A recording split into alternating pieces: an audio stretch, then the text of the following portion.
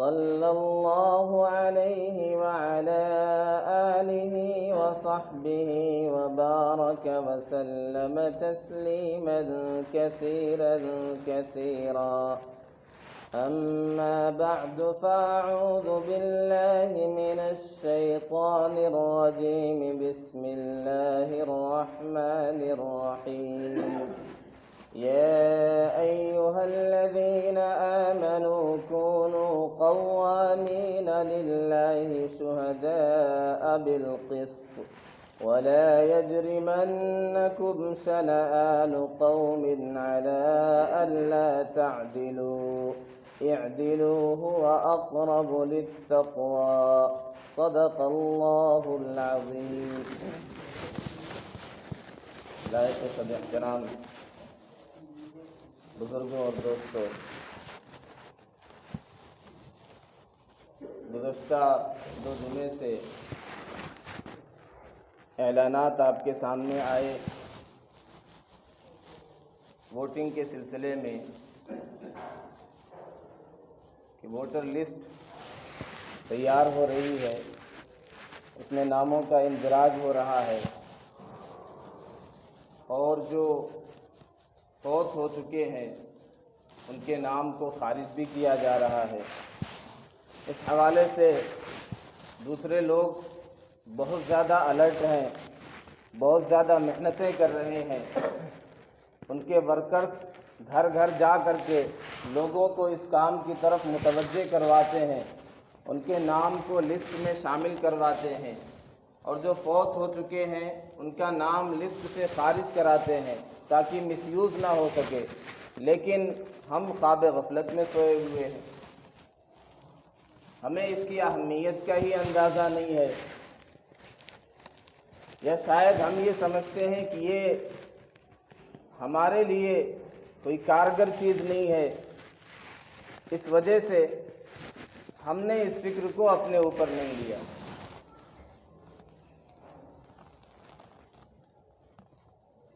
نبی اکرم صلی اللہ علیہ وسلم نے مسجد نبوی میں بیٹھ کر کے جو پورے عالم میں ایک انقلاب برپا کیا، اس میں آپ نے صرف عبادت نہیں سکھلائی تھی، صرف نماز پڑھنا نہیں سکھلایا تھا. پیارے آقا صلی اللہ علیہ وسلم نے عبادت بھی سکھلائی، معاملات بھی سکھلائے، سیاست بھی سکھلائی، حکومت کیسے کی جاتی ہے یہ بھی پیارے آقا صلی اللہ علیہ وسلم نے سکھلائی. رحمت دو عالم صلی اللہ علیہ وسلم جب ہجرت کر کے مدینہ منورہ تشریف لائے تو آپ نے دیگر مذاہب کے ساتھ کیسے رہنا ہے، آپس میں کیسے رہنا ہے، اس حوالے سے نظام مرتب کیا، قانون تحریری شکل میں لکھوائے گئے. یہ جو دنیا کی آج سیاست ہے، جو نظام حکومت رائج ہے، چاہے وہ اسلام سے ملتے جلتے ہوں یا اس سے مخالف ہوں، لیکن دنیا تسلیم کرتی ہے کہ آقا صلی اللہ علیہ وسلم نے باقاعدہ سب سے پہلے تحریری شکل میں ایک قانون کانسٹیٹیوشن مرتب کیا تھا. کسی علاقے میں، کسی بستی میں، کسی نظام حکومت میں کس طرح زندگی گزارنا ہے، پبلک کے رائٹس کیا ہوں گے، لوگوں کے حقوق کیا ہوں گے، کس طرح لوگ زندگی بسر کریں گے، یہ پیارے آقا صلی اللہ علیہ وسلم کی دین ہے. ہم مسلمان اتنے پیچھے کیوں ہیں اس حوالے سے کہ ہم نے سیاست کو شاید نجاست سمجھ لیا ہے، یا سیاست کو ہم نے حرام سمجھ لیا ہے، یا سیاست کو دین سے ہٹ کر کے کوئی الگ چیز، الگ پرندہ ہم نے سمجھ لیا ہے کہ مسلمان کا اس سے کوئی تعلق نہیں ہونا چاہیے. صحیح حدیث میں آتا ہے ان بنی اسرائیل کانت تسوسهم الانبیاء، بنی اسرائیل ان کی سیاست انبیاء کیا کرتے تھے. کوئی ایک نبی جاتا تھا، اس کے بعد اس کا نائب دوسرا نبی آتا تھا، اور آپ نے ارشاد فرمایا لا نبی بعدی، میرے بعد کوئی نبی تو نہیں ہے، ہاں خلفاء ہوں گے.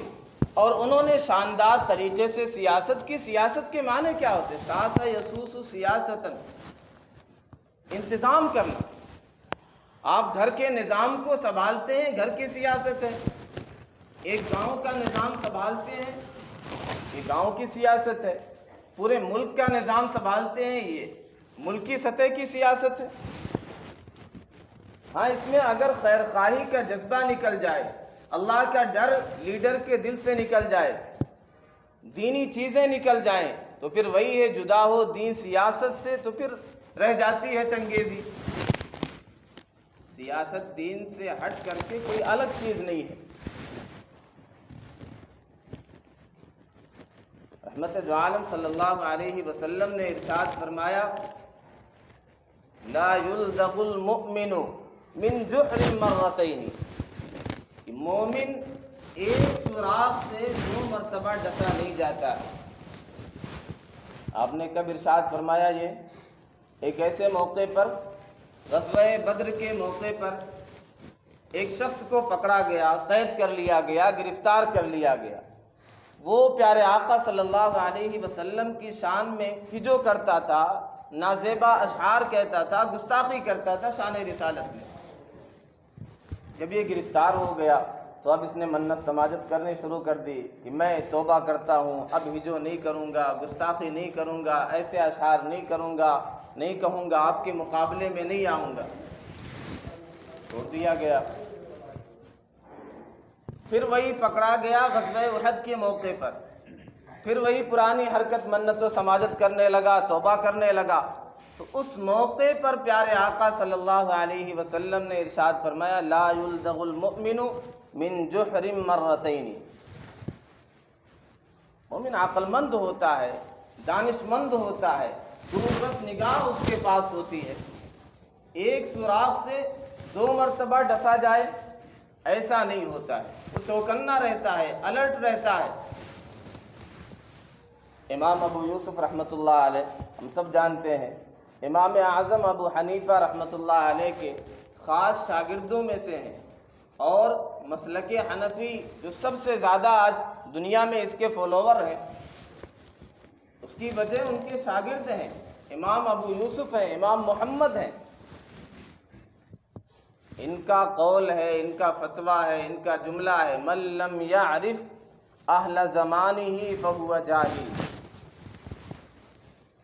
جو احوال زمانہ سے واقفیت نہیں رکھتا ہے، ارد گرد چل کیا رہا ہے، کیا سازشیں ہو رہی ہیں، کیا پلاننگ ہو رہی ہیں، کیا خطرات ہمارے سامنے آ رہے ہیں، کچھ خبر نہیں، کوئی پرواہ نہیں۔ جیسے ایک کبوتر ہے، بلی کو دیکھ کر کے وہ آنکھیں بند کر لیتا ہے، وہ سمجھتا ہے کہ شاید بچ جاؤں گا، شاید نجات مل جائے گی۔ اس طریقے سے نجات نہیں ملتی ہے۔ تو مومن ایسا نہیں ہوتا ہے کہ جاہل ہو، ناواقف ہو، جو احوال زمانہ سے ناواقف ہے، جاہل ہے، کچھ خبر ہی نہیں، فرماتے ہیں وہ جاہل ہے۔ اور ہم سب جانتے ہیں جہالت ہلاکت ہے۔ سیدھی سی بات ہے، اگر آپ کے سامنے ایک گڈھا ہے، کھائی ہے، آپ کو نہیں پتا، کوئی نابینا ہے، تو اس میں گرے گا، تباہ و برباد ہوگا۔ یہی وجہ ہے زمانے جاہلیت میں اسلام سے پہلے کتنی خرافات، کتنی برائیاں تھیں، زناکاری تھی، بدکاری تھی، مظالم تھے، لوٹ گھسوٹ تھے، لیکن کسی ایک جرم کی طرف منسوب نہیں کیا گیا۔ یہ زنا کا دور ہے، یہ لڑائی کا دور تھا، یہ لوٹ گھسوٹ کا دور تھا۔ کیا کہا گیا؟ ڈیز آف اگنورینس، جاہلیت کا دور۔ اشارہ اس طرف ہے کہ جاہلیت تمام برائیوں کی جڑ ہے۔ جاہلیت کا خاتمہ ہوگا، ساری خامیاں، ساری برائیاں دھیرے دھیرے خود ہی ختم ہوتی چلی جائیں گی۔ علامہ شامی رحمۃ اللہ علیہ اپنے کتاب کے مقدمے میں مختلف شرور کا، گناہوں کا تذکرہ کرتے ہیں، اور یہ بتلاتے ہیں کہ یہ چیزیں ہمیں معلوم ہونی چاہیے۔ کیوں؟ فرماتے ان من لا يعرف الشر يقع فيه، جو شر کو پہچانے گا نہیں، اس میں پڑ جائے گا، اس میں گر جائے گا۔ تو ہم اس حوالے سے ہمارے اندر بیداری کیوں نہیں ہے؟ یہ ایک رسم بن چکی ہے، ہر کوئی بلیم کرتا ہے، رولنگ پارٹی ایسی ہے، اتنی کرپٹ ہے، مہنگائی آسمان سے باتیں کر رہی ہے، کوئی کام نہیں ہے، کوئی روزگار نہیں ہے، کوئی جاب نہیں مل رہی ہے، ایجوکیشن پہ کام نہیں ہو رہا ہے، ملک کی ترقی اور پروگریس کے لیے کوئی کام نہیں ہو رہا ہے۔ کرٹیسائز کرنا، بلیم کرنا، برا بھلا کہنا، یہ ہر کوئی کرتا ہے، لیکن جب ووٹنگ کی بات آتی ہے، جب الیکشن کا دور آتا ہے، کتنے شور شرابے ہوتے ہیں، کتنے ریلیاں کتنی ہوتی ہیں، کتنے پرچار ہوتے ہیں، لوگ گھروں گھروں تک پہنچتے ہیں، لیکن خواب غفلت میں لوگ سوئے رہتے ہیں۔ یعنی ایک بڑی تعداد ایسی ہے، الیکشن آتا ہے، اس کا دور آتا ہے، گزر جاتا ہے، کچھ پتہ ہی نہیں رہتا، یا پتہ رہتا ہے کسی چیز کی کوئی پرواہ ہی نہیں، ہمیں کیا مطلب اس سے۔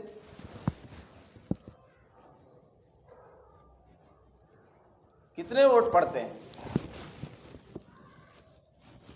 50%، زیادہ سے زیادہ 60%۔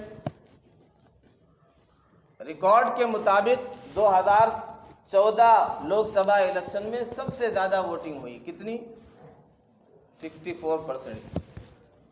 64%۔ اور لوگ کہاں ہیں؟ کیوں نہیں دے رہے ہیں؟ ووٹ والے دن کو، الیکشن والے دن کو سمجھتے ہیں ڈے آف ریسٹ ہے، ڈے آف جوائے ہے، یہ نہیں سمجھتے ہیں کہ ووٹ دینے کا دن ہے، بہت بڑی ذمہ داری نبھانے کا دن ہے۔ ووٹ جو ہمارا اختیار ہے، جو ہماری شناخت ہے، جو ہماری پہچان ہے، جو ہمارا ہتھیار ہے، اس کے استعمال کرنے کا دن ہے۔ ہم ایک جمہوری ملک میں رہ رہے ہیں، یہاں ہمارے پاس ایک رائٹ ہے ووٹ دینے کا،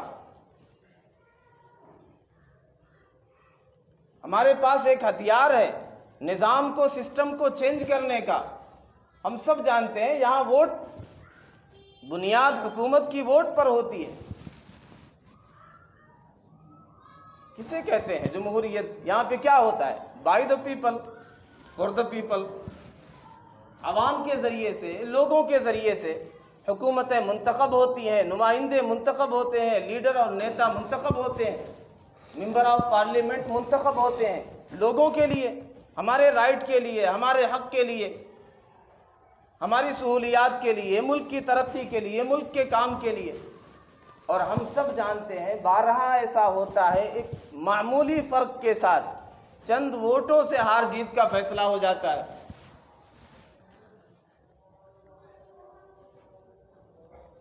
بہرحال یہ بارہا اعلانات کیے گئے، دوسرے لوگ تو بہت ہی زیادہ حرکت میں ہیں۔ ہمارے یہاں بہت زیادہ کاہلی اور سستی ہے، کیوں؟ یا تو جاہل ہیں، پتہ ہی نہیں کہ یہ ہمارے کرنے کا کام ہے، یا اس کی امپورٹنس اور اہمیت نہیں ہے، ہم سمجھتے نہیں اس کی شرعی حیثیت کیا ہے، یا ہم یہ سمجھتے ہیں کہ یہ کوئی نجاست ہے، کوئی غلط چیز ہے، اس میں ہمیں ملوث نہیں ہونا ہے۔ یہ ساری وجوہات اور ریزنز ہو سکتے ہیں جس کی وجہ سے مسلمان پیچھے رہتا ہے۔ علماء نے اس بارے میں وضاحت فرمائی، یہاں ہمارے لیے رہنمائی دی قرآن و احادیث کی روشنی میں، کہ ووٹ یہ ایک الگ چیز ہے، جمہوری نظام کے ماتحت رہنا، اس کی کیا خرابیاں ہیں، اس کی خرابیوں پر بھی بات کی گئی۔ نظام خلافت وہ سب سے بہتر نظام ہوتا ہے، لیکن بئی ہم ان سب کے باوجود ہم جہاں رہ رہے ہیں، جس ماحول میں رہ رہے ہیں، اس سے کوئی چھٹکارا نہیں، اس کے بغیر کوئی چارہ نہیں، تو ہمیں بہرحال اسی میں رہ کر کے، اسی کو اختیار کر کے کچھ نہ کچھ کرنا ہے۔ تو علماء یہ کہتے ہیں کہ ووٹ کی 3 حیثیتیں بنیادی طور پہ ہو سکتی ہیں۔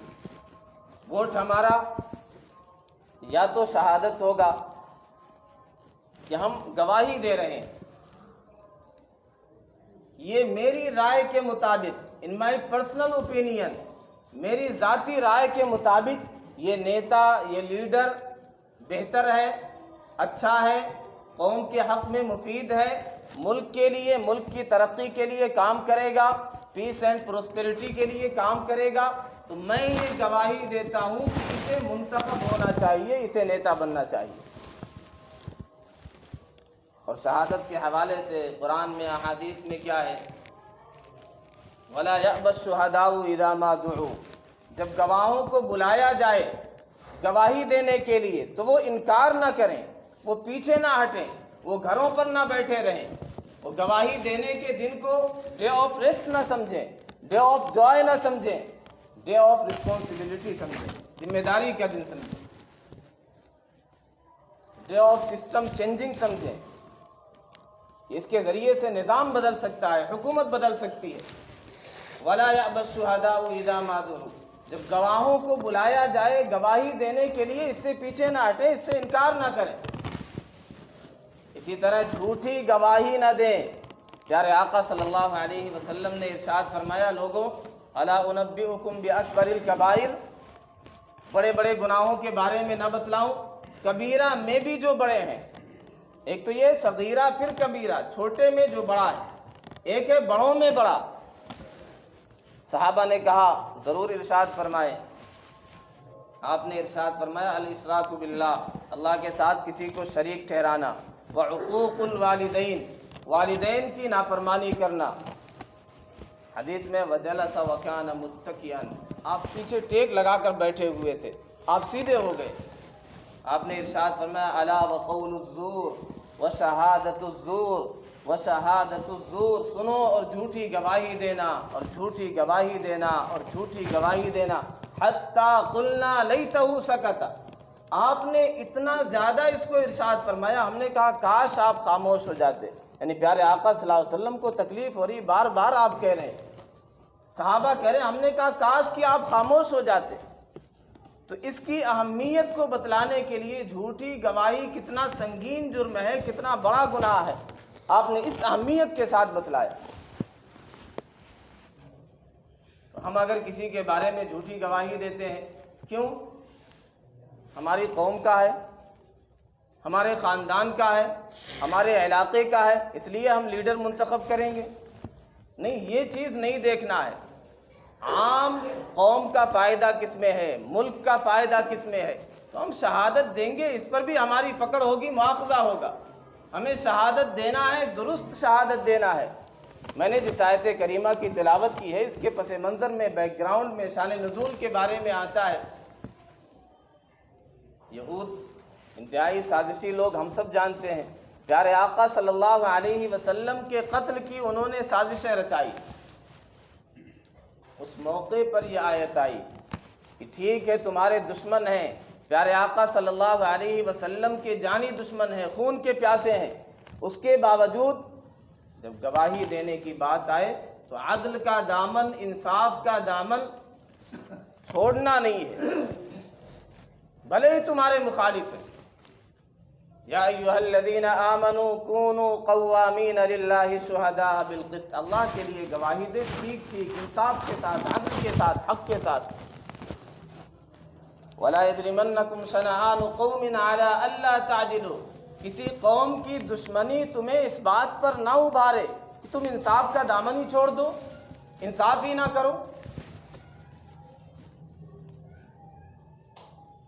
تو جھوٹی گواہی بھی نہیں دے سکتے ہیں، کسی اپنے ذاتی مفاد کو سامنے رکھ کر کے عدل کا دامن چھوڑ کر کے گواہی بھی نہیں دینا ہے۔ تو ووٹ اگر شہادت مان لیں، کم سے کم اس کی حیثیت، تو بھی کیا ہے، علماء کہتے ہیں واجب ہے، ضروری ہے۔ اس کے ذریعے سے ہمارے معاملات وابستہ ہیں، ہمارے دینی امور اسی پر ڈیپینڈ ہیں۔ ایک بہتر حاکم ہوگا، ایک بہتر نظام حکومت ہوگا، ایک سیکولر مائنڈ لیڈر ہوگا، تو اس کے ماتحت ہمیں آزادیاں ملیں گی، دین پر آسانی سے عمل کر سکیں گے، اپنی عبادات کو آزادانہ طور پہ ہم کر سکیں گے۔ اور اگر کوئی ظالم بادشاہ ہوگا، مخالف ہوگا، تو پھر وہ ساری چیزیں جو ہم دیکھتے چلے آئے ہیں، ہمارے وہ سارے حقوق سلب کر لیے جائیں گے۔ ایک بڑا سوال یہ ہوتا ہے،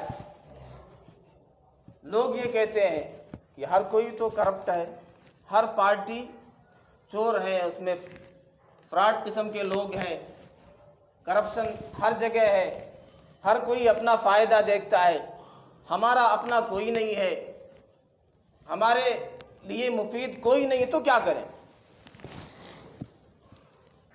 علماء نے یہاں بھی رہنمائی فرمائی، اذا ابتلیت ببلیتین فاختر اہونہما، جب آپ کے سامنے دو پریشانیاں ہیں، دو خطرات ہیں، تو اس میں جو ہلکا ہے، جو آسان ہے، جو کم مضرت والا ہے، جو کم نقصان والا ہے، اسے آپ چوز کریں گے، اسے آپ منتخب کریں گے، اختیار کریں گے۔ آپ کو خطرہ ہے شیر سے بھی، سانپ سے بھی۔ شیر کا یہ ہے کہ آپ کی بوٹی بوٹی نوچ لے گا، سانپ کا یہ شاید ہلکا سا کاٹے، پھر آگے جا کر کے علاج کرا کے ٹھیک ہو جائے، بچ جائیں۔ تو آپ اس راستے کو چوز کریں گے جہاں پہ سانپ ہے۔ آپ کے پاس سیب ہے، سبزیاں ہیں مثلا، سب خراب ہیں، کوئی ٹھیک نہیں، اور شدت کی آپ کو بھوک لگی ہے، جان بھی بچانا ہے، تو کیا کریں گے آپ؟ جو اس میں کم خرابی والا، کم خراب جو ہوگا اسی کو آپ سلیکٹ کریں گے، اسی کو کھا لیں گے۔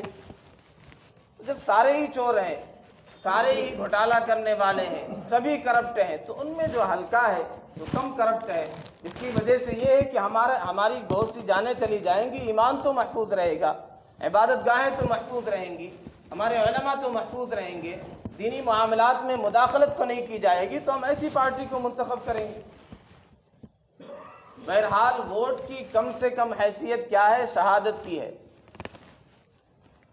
یا اس کی ایک حیثیت شفاعت کی ہے، سفارش کی ہے، کہ ہم یہ سفارش کرتے ہیں، ہم یہ شفاعت کرتے ہیں کہ دیکھیے یہ جو امیدوار ہے، یہ جو نیتا ہے، یہ بہتر ہے، اچھا کام کرے گا ملک کی ترقی کے لیے، قوم کی ترقی کے لیے، لہذا ہم سفارش کرتے ہیں اپنی رائے دے کر کے، اپنا ووٹ دے کر کے کہ اسے نیتا بنا دیا جائے۔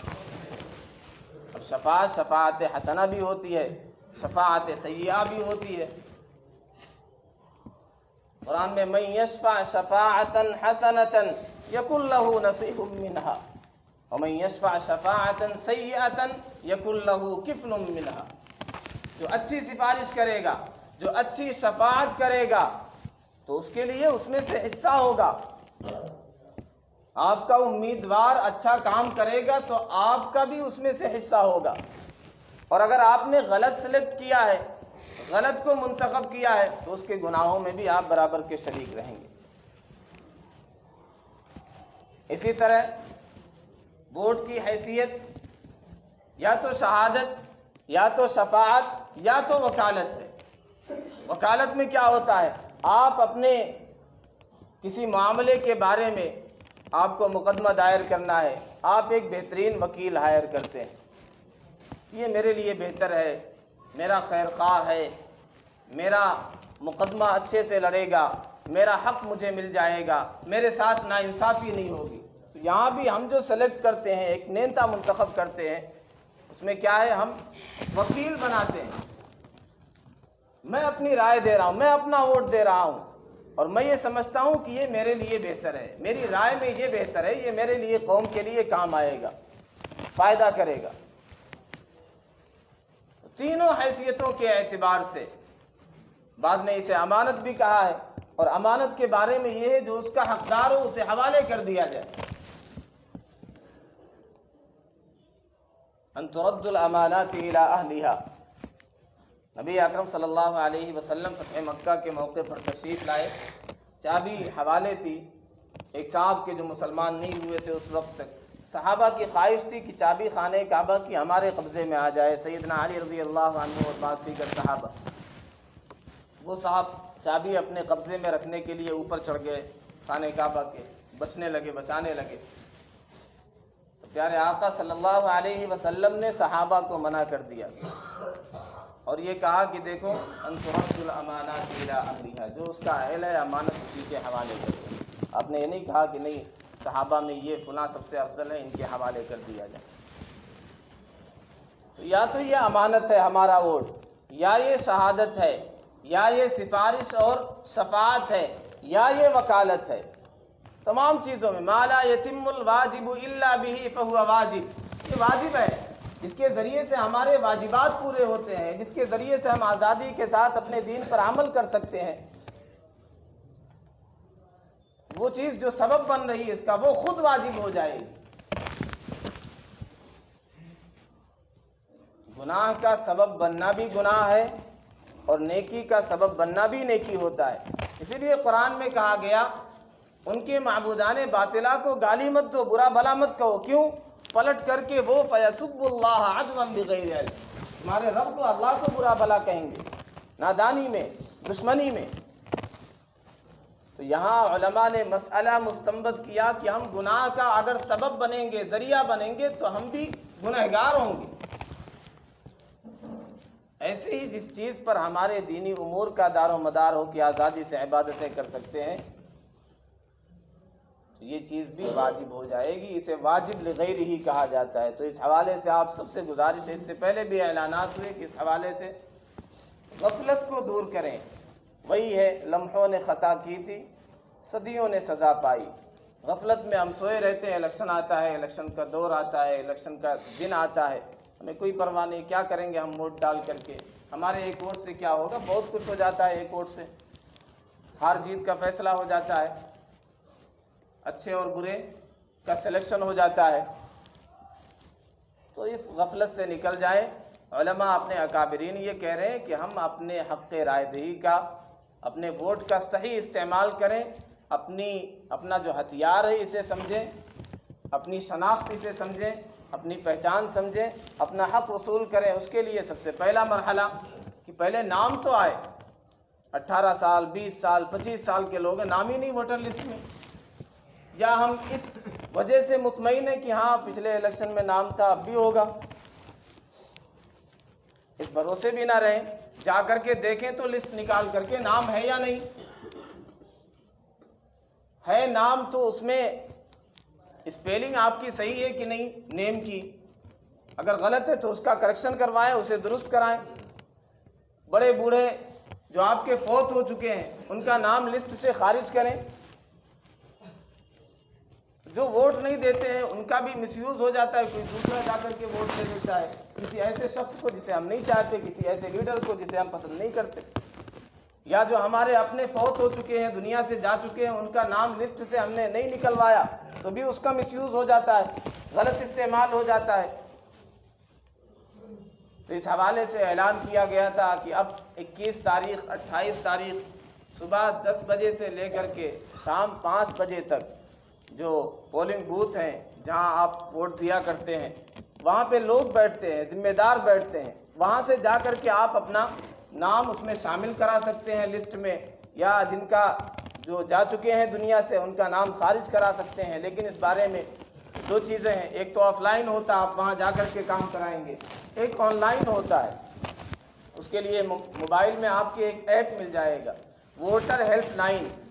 اس سے آن لائن آپ اپنا ووٹر بنا سکتے ہیں، اس میں کریکشن کر سکتے ہیں اور دیگر کام. زیادہ بہتر وہی رہتا ہے کہ آپ آن لائن اس کام کو انجام دیں. اور اس حوالے سے جو جانکار ہو، جو اس فیلڈ کا ماہر ہو، اس سے رابطہ کر لیں، وہ آپ کو بتا دے گا کہ اس طریقے سے بنایا جاتا ہے. آف لائن اگر آپ جا کر کے ان کے پاس سے پرچہ لیتے ہیں تو اس میں کچھ چیزیں ایسی ہیں جو قابل اعتراض ہیں. جیسے یہ ہے کہ آپ معمولی طور پہ یہاں رہ رہے ہیں، 3-4 جگہ آپ کو یہ آپشن ملے گا. تو اس حوالے سے آپ جب اس فارم کو فل کر رہے ہیں آف لائن والا، تو کسی جانکار سے، کسی وکیل سے، کسی ماہر سے آپ رابطہ کر لیں، پھر اپنے فارم کو فل کریں، بھریں. تو اس حوالے سے جو غفلت ہے اسے دور کریں، اس کی اہمیت کو سمجھیں، اپنے حق کی اہمیت کو سمجھیں. ضرور اس حوالے سے خود بھی اپنا نام جا کر کے چیک کرائیں. جن کا نام نہیں ہے، 18 سال کے جو بھی ہو چکے ہیں بچے بچیاں، ان کا نام اس لسٹ میں شامل کرائیں، اور جو اپنے فوت ہو چکے ہیں ان کا نام لسٹ سے خارج کرائیں. اللہ ہم سب کو سمجھ آتا فرمائے. وآخر دعوانا الحمدللہ رب العالمین.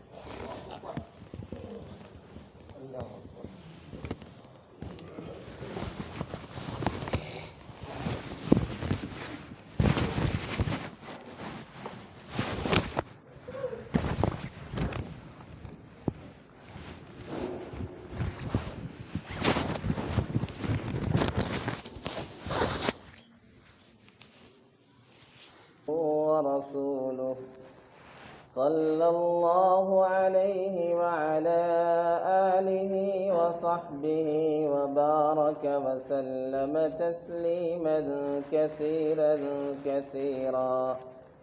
أما بعد، فأعوذ بالله من الشيطان الرجيم. بسم الله الرحمن الرحيم.